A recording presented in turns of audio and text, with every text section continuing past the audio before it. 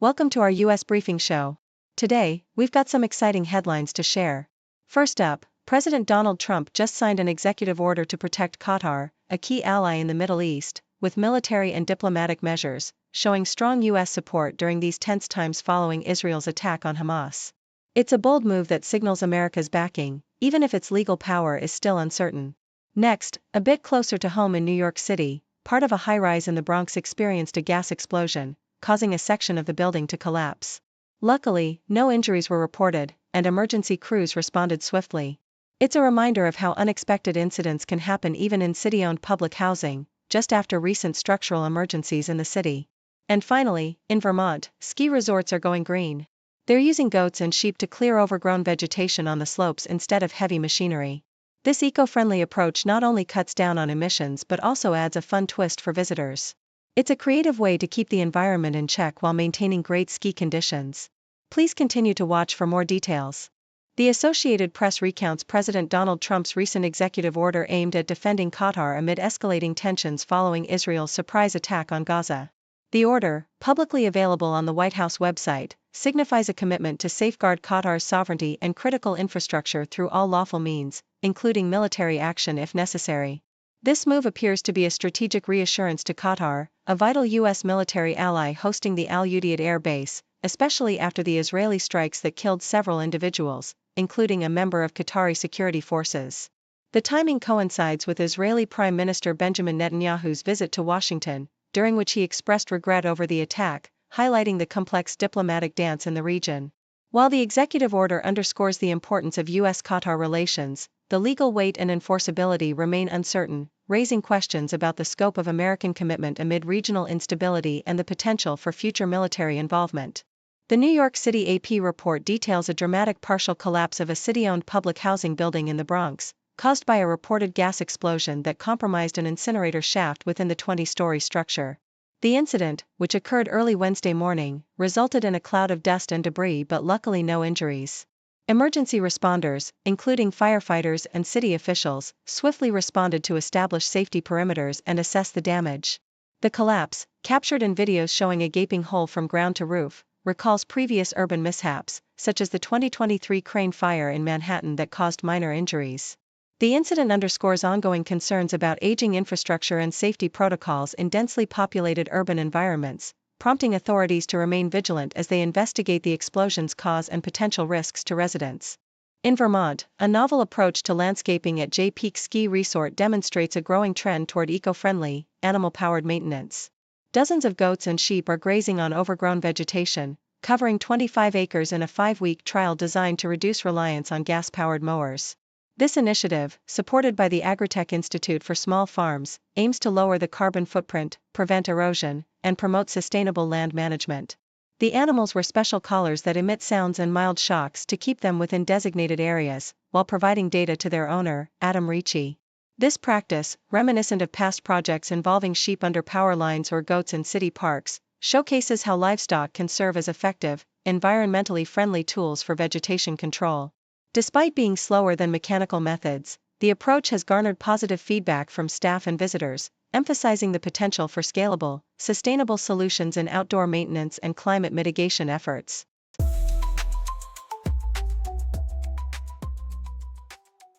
The South China Morning Post reports a significant surge in book censorship within American schools, highlighting a stark divide between states. PEN America's recent Banned in the USA report reveals over 6,800 instances of books being temporarily or permanently removed for the 2024 to 2025 school year, with Florida, Texas, and Tennessee accounting for the majority. The report underscores how fear of controversy or community backlash often leads to preemptive censorship, especially targeting LGBTQ themes, racial issues, and violence. Notably, Stephen King's works, including Carrie and The Stand, are among the most frequently censored, with King himself facing 206 bans. While some states like Illinois, Maryland, and New Jersey have laws limiting the authority of libraries to restrict books, others are actively removing titles, creating a divided landscape of free expression across the nation. The report emphasizes that the scope of book bans is difficult to quantify fully, as many are driven by political and social pressures rather than explicit threats, reflecting a broader cultural conflict over what is deemed appropriate for young readers. The South China Morning Post also sheds light on a lesser-known chapter of World War II atrocities, focusing on the U.S.'s discovery of Japanese wartime experiments on Western prisoners.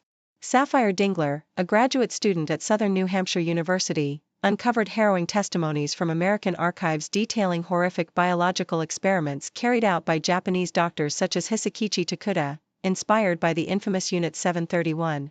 These experiments included injecting prisoners with soy milk, leading to seizures and death, details long hidden in plain sight within U.S. military records.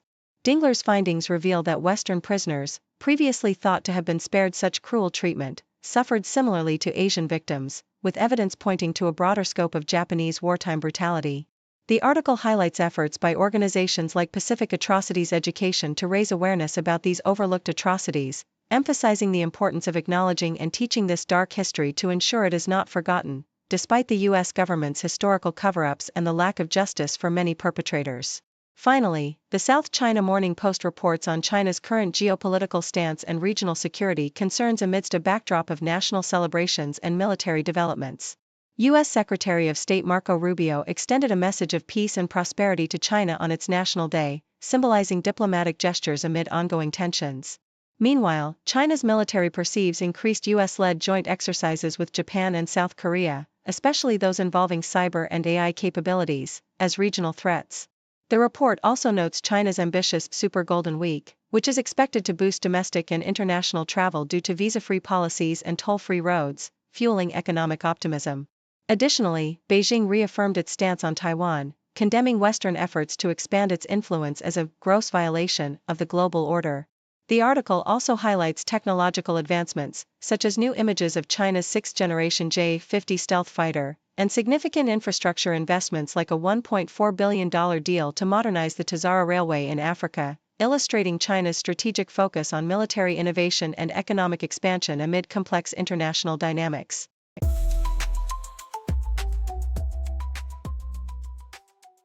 The Associated Press reports a bizarre incident at New Jersey's largest military base, where Malika Brittingham, a civilian employee working at the Naval Air Warfare Center in Maryland and assigned to Joint Base McGardick-Slakehurst, orchestrated an active shooter hoax in an attempt to trauma bond with her colleagues. Around 10:15 a.m., Brittingham texted someone claiming a shooter was on the base, with gunfire heard and her hiding in a closet with coworkers, which triggered a lockdown at the sprawling 42,000-acre military installation housing over 42,000 personnel. The lockdown lasted an hour, but officials soon confirmed there was no active threat. Initially, Brittingham lied about the timing of her text, but later admitted to the deception, revealing her motive was to foster camaraderie after feeling ostracized by her coworkers. Her actions, which involved knowingly spreading false information about firearms at a federal facility, led to charges of conveying false and misleading information, highlighting a disturbing attempt to forge connections through a dangerous hoax amidst a tense military environment. Deutsche Welle reports that the United States has entered its first government shutdown in over 6 years, as midnight passed without an agreement on the federal budget. The shutdown has caused widespread disruption, halting many non-essential services and leaving hundreds of thousands of civil servants unpaid. The deadlock was triggered when Senate Republicans blocked a funding bill, opposing Democrats' efforts to extend healthcare subsidies.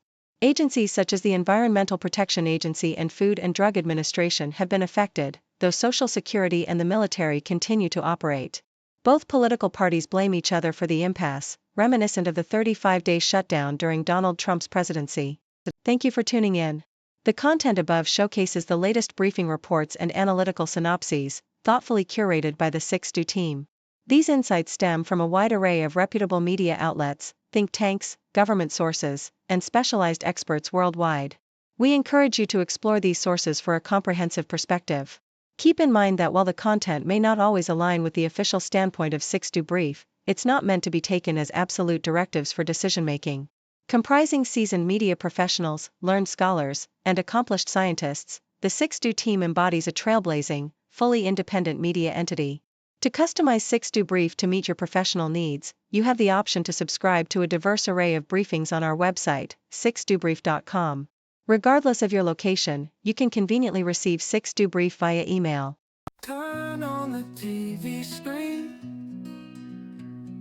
see the world unseen. China's on the news tonight, history in the spotlight. spotlight.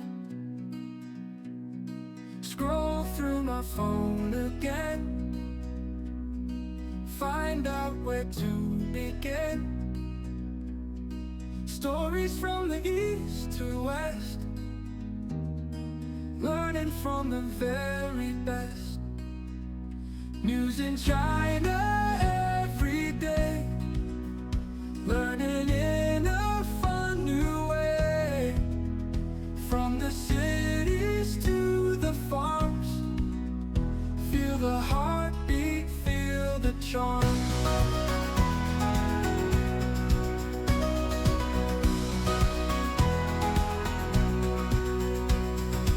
Ancient tales and modern times, mountains high and river rhymes, culture rich in every town, golden driving never down.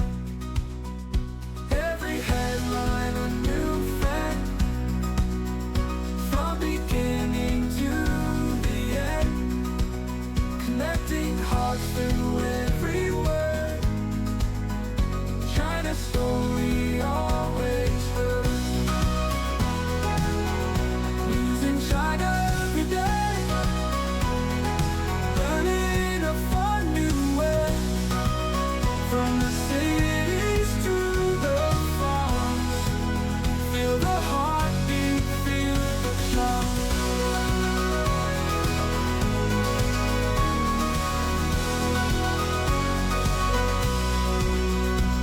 Every headline a new friend, from beginning to the end, connecting hearts through every